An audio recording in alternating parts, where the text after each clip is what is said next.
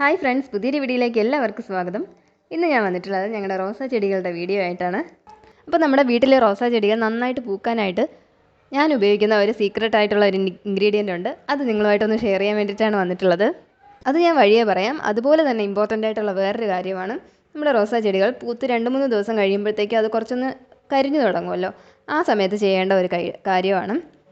ഈ ഒരു ചെടി ഇപ്പോൾ പൂവിട്ട് കഴിഞ്ഞിട്ട് ജസ്റ്റ് ഒന്ന് കരിഞ്ഞു തുടങ്ങിയിട്ടുണ്ട്. ആ സമയത്ത് നമ്മൾ കരിഞ്ഞ ഉടനെ തന്നെ 1-2 ഇല താഴത്ത് വെച്ചിട്ട് ഒന്ന് കട്ട് ചെയ്ത് വിട്ട് കൊടുക്കാം. നമ്മളിപ്പോൾ കട്ട് ചെയ്തില്ല എങ്കിലും കുറച്ച് ദിവസം കഴിഞ്ഞ് അത് തനിയെ കരിഞ്ഞുണങ്ങി പോയിട്ട് പിന്നെ പുതിയ മുളകൾ മുളച്ചു വരും. പക്ഷേ അതിനേക്കാളും പെട്ടെന്ന് തന്നെ അടുത്ത പൂ വരാൻ വേണ്ടിയിട്ട് ഇതേപോലെ ജസ്റ്റ് കട്ട് ചെയ്ത് വിട്ട് കഴിഞ്ഞാൽ ആദ്യം നിൽക്കുന്ന ആ ഒരു ഇലയുടെ സൈഡിൽ നിന്ന് തന്നെ വീണ്ടും 2-3 മുകുളങ്ങൾ വീണ്ടും വന്നിട്ട് അതിൽ പെട്ടെന്ന് തന്നെ മൊട്ട് വരുന്നത് കാണാൻ പറ്റും. അങ്ങനെ പെട്ടെന്ന് നമ്മുടെ റോസാ ചെടികൾ പൂക്കുന്നത് കാണാൻ പറ്റും. ഇതെല്ലാം ഞങ്ങൾ കുഴിപ്പള്ളത്തുനിന്ന് വാങ്ങിയതാണ്. ഇതിങ്ങനെ ചെടിച്ചട്ടിയോടെ വലിയ വില കൊടുത്തൊന്നും വാങ്ങിയതല്ല. ഇത് കുഞ്ഞ് കവറിലിരിക്കുന്ന റോസാ ചെടികളായിരുന്നു. 25 രൂപയുടെ ഏറ്റവും ചെറിയ റോസാ ചെടിയായിരുന്നതാണ്. അതാണ് ഇപ്പോൾ ഇങ്ങനെ ഇത്രയും വളർന്നു വന്നിട്ടുള്ളത്. അത് ഞങ്ങൾ റോസാ ചെടി ഒന്ന് വാങ്ങിക്കൊണ്ട് വന്നിട്ട് ആ കവർ ജസ്റ്റ് ഒന്ന് കീറി കളഞ്ഞിട്ട് ആ മണ്ണോട് കൂടെ തന്നെ വേറൊരു ചെടിച്ചട്ടിയിൽ ചാണകപ്പൊടിയും ചകിരിയും കരിയിലയും മണ്ണും എല്ലാം കൂടെ നിറച്ചിട്ട് ആ മണ്ണ് ഉൾപ്പെടെ തന്നെ നട്ടു വെച്ചതാണ്. ആ മണ്ണ് കളഞ്ഞിട്ട് നട്ടാൽ പിന്നെ അത് വേര് പിടിച്ച് മുളച്ച് വരാനായിട്ട് കുറച്ച് സമയം എടുക്കും. അപ്പോൾ അതുകൊണ്ട് ആ മണ്ണോട് തന്നെ നമ്മൾ നട്ട് കഴിഞ്ഞാൽ പെട്ടെന്ന് തന്നെ അടുത്ത ഫ്ലവർ വന്ന് തുടങ്ങും. ഇതുപോലെ തന്നെ പൂത്ത് കഴിഞ്ഞിട്ട് അതൊന്ന് കരിഞ്ഞു തുടങ്ങുമ്പോൾ തന്നെ കട്ട് ചെയ്ത് കളയാൻ പ്രത്യേകം ശ്രദ്ധിക്കണം. ഇതിപ്പോൾ കട്ട് ചെയ്ത് കഴിഞ്ഞ ബ്രാഞ്ചിൽ നിന്നും കുഞ്ഞു കുഞ്ഞ് മുളകൾ വരുന്നത് കാണാൻ പറ്റുന്നുണ്ട്.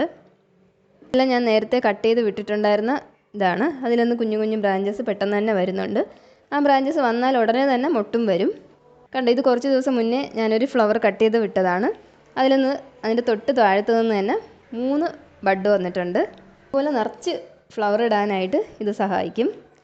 അത് കഴിഞ്ഞിട്ട് ഞാൻ ഉപയോഗിക്കുന്ന ഒരു വളമാണ് കടലപ്പിണ്ണാക്ക്. ഇതുപോലെ കടലപ്പിണ്ണാക്ക് വാങ്ങിയിട്ട് തലേ ദിവസം വെള്ളത്തിലിട്ട് കുതിർത്ത് വയ്ക്കും. അതുപോലെ കുതിർത്തെടുത്തതിന് ശേഷം റോസാ ചെടിയുടെ മൂട്ടിലെ മണ്ണ് ജസ്റ്റ് ഒന്ന് നീക്കിയിട്ട് ഇതിലൊന്ന് ഒരു 2 സ്പൂൺ ഇതിലോട്ട് ഒഴിച്ചു കൊടുക്കും. അത് കഴിഞ്ഞിട്ട് പഴയതുപോലെ തന്നെ മണ്ണ് തിരിച്ച് മൂടിയിട്ട് കൊടുക്കണം. അത് കഴിഞ്ഞിട്ട് ഞാനിപ്പോൾ കുറച്ച് ഉള്ളിത്തൊലി ഉണ്ടായിരുന്നു, അതും കൂടെ ഇട്ട് കൊടുക്കുകയാണ്. പക്ഷേ ഈ ഉള്ളിത്തൊലിയൊക്കെ ഈ റോസാ ചെടി വലിച്ചെടുക്കാനായിട്ട് കുറേ സമയമെടുക്കും. അത് നമ്മളൊന്ന് ഉണക്കി പൊടിച്ചിട്ട് കൊടുത്താൽ പെട്ടെന്ന് തന്നെ അതിന് അബ്സോർബ് ചെയ്തെടുക്കാൻ പറ്റും. പക്ഷേ അതിനുള്ള മടി കൊണ്ടാണ് ഇങ്ങനെ ഇട്ട് കൊടുക്കുന്നത്. ഇതും കുഴപ്പമില്ല, കുറേ നാൾ കഴിഞ്ഞിട്ട് അത് വലിച്ചെടുത്തോളും. ആദ്യമൊക്കെ ഞാൻ ഇതുപോലെ കട്ടിക്കായിരുന്നു കടലപ്പിണ്ണാക്ക് ഒഴിച്ചുകൊണ്ടിരുന്നത്. ഇപ്പോൾ അതിലും എളുപ്പത്തിന് വേണ്ടിയിട്ട് ഇതുപോലെ കടലപ്പിണ്ണാക്ക് കുതിർത്തെടുത്തിട്ട് കുറേ വെള്ളവും കൂടെ ഒഴിച്ചിട്ട് വെള്ളമായിട്ട് തന്നെ ഒഴിച്ചു കൊടുക്കുകയാണ് ഇപ്പോൾ ചെയ്യുന്നത്. അതാകുമ്പോൾ എളുപ്പമുണ്ട്. അതിൻ്റെ മൂട്ടിലെ മണ്ണൊന്നും നീക്കണ്ട, ജസ്റ്റ് വെള്ളം ഒഴിക്കുന്ന പോലെ ഒന്ന് ഒഴിച്ചു കൊടുത്താൽ മതി. അപ്പോൾ ഇതും നല്ല എഫക്റ്റീവ് തന്നെയാണ്.